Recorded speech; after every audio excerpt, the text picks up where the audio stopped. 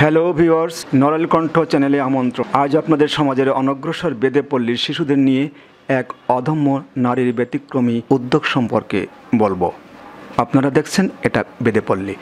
এখানে এই অবস্থায় অবহেলিত বেদে পরিবার দীর্ঘ বছর ধরে বসবাস করে আসছে। এরা একসময় নদীপথের টাবুরি নৌকা করে গ্রামগঞ্জে চুড়ি, লেস, ফিতা, আয়না, ইঁদুর মারার ওষুধসহ নানা ধরনের পারিবারিক পণ্য সামগ্রী বিক্রি করে জীবন জীবিকা চালাতো।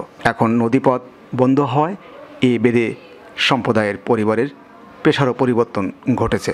এই বেদে পরিবারের কোনো ছেলে মেয়েই স্কুলমুখী নয়, যার ফলে এই বেদে পরিবারের শিশুরা শিক্ষার আলো থেকে বঞ্চিত রয়েছে। নড়াইলের লোহাগাড়ার গোপীনাথপুর গ্রামের কামনা ইসলাম নামের এক নারী শিক্ষা বঞ্চিত এ সম্প্রদায়ের শিশুদের শিক্ষার আলো ছড়িয়ে দিতে এদের লেখাপড়ার উদ্যোগ নেন। যে ভাবনা সেই কাজ। আমার ইচ্ছা ছিল আমি প্রাইমারি স্কুল শিক্ষিকা হব, আমি হতে পারিনি, কারণ ওখানে টাকা পয়সার ব্যাপার আছে। এখন আমার পাশে, এখানে আমার এলাকাটা খুব গরিব, এখানে ছেলেমেয়েরা এই তাস খেলে, জিয়া খেলে, গুটি খেলে, এভাবে ঘুরে বেড়ায়, ওরা অবহেলিত। সমাজের ধনী গরিব বৈষম্যটা আমি রাখতে চাই না, যার কারণে আমি চাই যে ওই গরিব অসহায় ছেলেমেয়েগুলো ওরা শিক্ষার আলো পাক এবং বাংলাদেশের সুনাগরিক হিসেবে গড়ে উঠুক। তার জন্য আমি স্কুলটা করেছি। ওদের আমি নিজে থেকে সব কিছু দেওয়ার চেষ্টা করি। ওদের মা বাবা এক কথায় বলতে গেলে ওরা যেটা মার কাছে দাবি করতে পারে না সেটা আমাকে বলে এবং আমি সেটা দিয়ে থাকি। আমি ওদের অনেক ভালোবাসি। আমি আমার মৃত্যুর আগ পর্যন্ত শিশুদের নিয়ে থাকবো, এটাই আমার কামনা। তিনি এখানে মাত্র 3 জন বেদে পরিবারের শিশুদের নিয়ে বিনা বেতনে শুরু করেন কামনা শিশু সেন্টার নামে একটি স্কুল। নিজের প্রাইভেট পড়ানোর টাকা এবং স্থানীয়দের সামান্য সহযোগিতা দিয়ে চালাচ্ছেন এই স্কুলটি। এই স্কুলে 5 জন শিক্ষকও বিনা বেতনে শিক্ষকতা করে যাচ্ছেন। আমি এই স্কুলের একজন শিক্ষক, সহকারী শিক্ষক। অ্যাকচুয়ালি আমার এই স্কুলে লেখাপড়া করাতে ভালো লাগে। প্রধানত আমার বাচ্চাদের সঙ্গে থাকতে ভালো লাগে এবং ওদের পড়াতেও ভালো লাগে। তো এই স্কুলে আসলে তো আমরা বেতন সেভাবে পাই না, অন্য অন্য স্কুলের তুলনায় আমরা বেতন পাই না, সেটা বললেই হবে। এই স্কুলে গরিব বাচ্চার সংখ্যাই বেশি।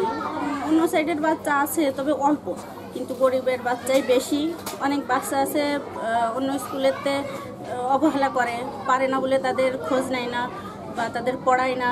সেসব বাচ্চা তাদের গার্জেনরা এসে বলে যে কিছু পারে না, এদের মানে অ্যাকচুয়ালি বেরই করে দেশে এরকম আছে যে পারে না, স্কুলে আসে কি জন্য পারে না বলেই তো তারা স্কুলে আসে। এবং সেসব বাচ্চাদের আমরা নিজে হাতে ধরেই লেখাইছি। এমনও আছে কোনো বাচ্চার নাকের ময়লাও আমাদের হাতে লেগে গেছে, এরকম ঘটনাও ঘটেছে। আসলে কামনার কথা কি বলবো, উনি অনেক ভালো এবং ওনার কথা আসলে বলে শেষ করা যাবে না।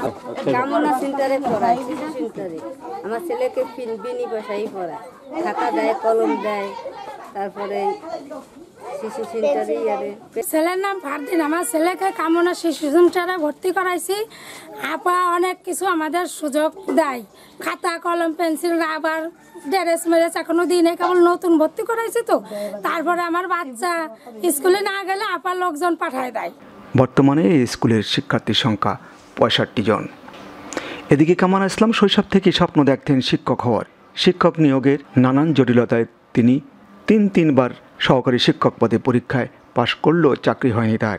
শিক্ষক হওয়ার স্বপ্ন পূরণের এই উদ্যোগ শিক্ষাবঞ্চিত অবহেলিত জনপদের এই ধরনের শিশুদের শিক্ষার আলো ছড়িয়ে দিতে এবং কামনা ইসলামের এই উদ্যোগ অব্যাহত রাখতে নড়াইল 2 আসনের মাননীয় সংসদ সদস্য ও বাংলাদেশ জাতীয় ক্রিকেট দলের সফল অধিনায়ক মাশরাফি বিন মুর্তজাকে বিশেষ দৃষ্টি দেওয়ার জন্য অনুরোধ করেছেন এলাকাবাসী।